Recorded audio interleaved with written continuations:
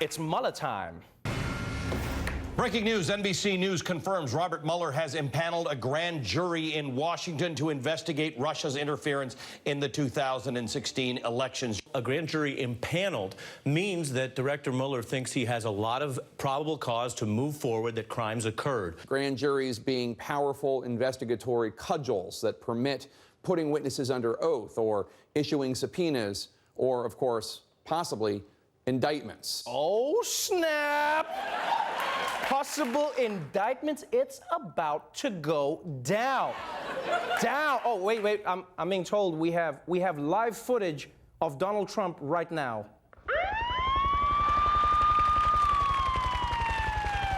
Bing, bing, bong, bong, bing, bing, bing. Oh, man, today must suck for Donald Trump. I just hope that if the police ever do arrest him, they protect his head when they put him into the car. That's all I hope. That's all I hope.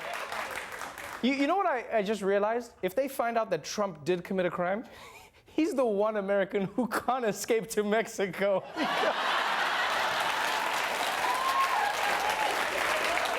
Oh, man. I just picture him now driving. He's like, we just get over the border, and then we start a completely new life. God damn it, who built this big, beautiful wall? God damn. And Donald Trump would be the worst person to go into hiding because he would probably change his appearance, but we'd still know that it was him. We would still know it was him. I hope Twitter buys extra service tonight because going down, people. This Mueller grand jury thing just caps off, honestly, a terrible day for Donald Trump because in the beginning, it started like this.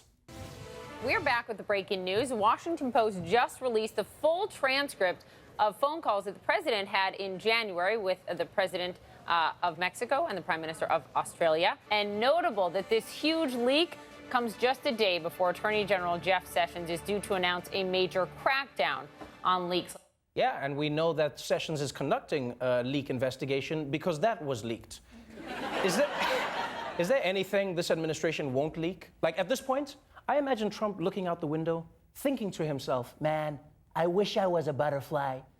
And then he looks down at the New York Times like, God damn it, how did they know? How did they know? Because these transcripts are amazing. Here's what Trump actually said. He actually said to the president of Mexico, right? This is not what he said happened, but this is what he said. He was talking to the president of Mexico and he said, on the wall, you and I both have a political problem.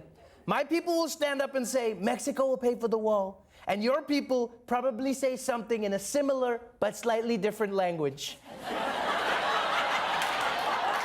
First of all, slightly different. I think the language is completely different. And secondly, what does he mean? You and I both have a political problem. I like how Trump is like, we need to work together, okay? They think Mexico's, I don't know where they got this idea from. We got to work together. And it's like, that was your idea. You know what Trump is like? Trump is like a guy in high school walking up to a girl, and he's like, hey, Sarah, right? Yeah, we've got a problem. So I told everybody we're dating, and yeah, we got to figure this out. Why is it our problem? Because it's us. It's us now. We're dating. We're dating. Yeah, it says here, he says, they're going to say, who's going to pay for the wall, Mr. President, to both of us? And we should both say, we will work it out. And Mexico's president was like, we ain't paying for man. We ain't paying for Well, let's move on to our top story tonight, body cameras. They were introduced with the idea that having footage of interactions would make police more accountable, which makes sense, because everyone wants to look good if they know other people could be watching. You know, you think the Snapchat hot dog, you think that hot dog is always so happy and upbeat? No, you should see him when the camera is off. Don't look at me. Don't look at me without the filter. But it turns out that some police only behave better if they know the camera is on.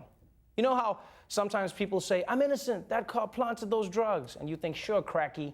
Well, it turns out we might owe Cracky an apology. Video recorded on a Baltimore police officer's body camera appears to show a city officer manipulating evidence. During that time, you see 3 city officers in an alley.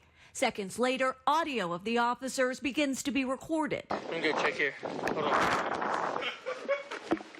The officer is seen returning to the spot where the 3 were just standing, picking up a can and pulling drugs from it.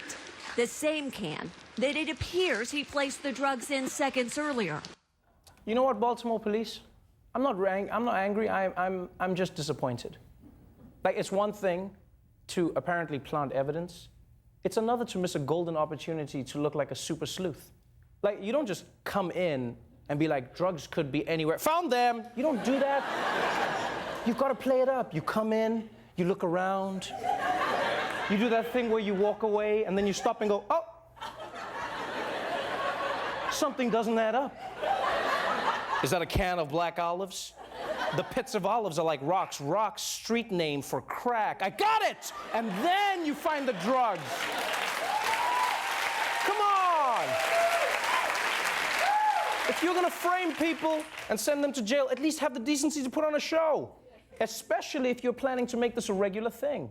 For a second time, police officers in Baltimore are suspected of planting evidence in a drug case. And once again, they were exposed by their own cameras. Body cameras were rolling during a traffic stop last November.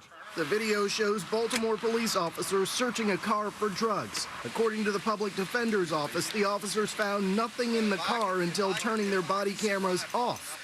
When the cameras came back on, an officer is seen squatting by the driver's side of the suspect's car, apparently unaware that he's being recorded. He then stands up and steps back. About 30 seconds pass, another officer approaches the car. That officer then squats down and pulls out a bag of drugs. You know, I'm starting to wonder if the entire drug business in Baltimore is just cops buying drugs to plant them. That's all it seems like. This is like cops coming up to dealers like, hey, man, I need some evidence, man. You got some good evidence? Drug dealers like, nah, man, I'm out. Oh, then what's this? Wait, what the just happened? I guess you just made a sale. Like, as disturbing as these videos are, black people have known about police planting evidence for years, but nobody believed them. But now there's the technology to prove it. It's sort of like how we've all assumed the hotel room was covered in semen, but then they invented the black light and we were like, holy this is a thorough coating. Even the ceiling. What's it? Wait, it's on the black light. How did that even happen? Now look, I know that 2 videos doesn't prove a systemic problem in policing. That's Stanford University's job.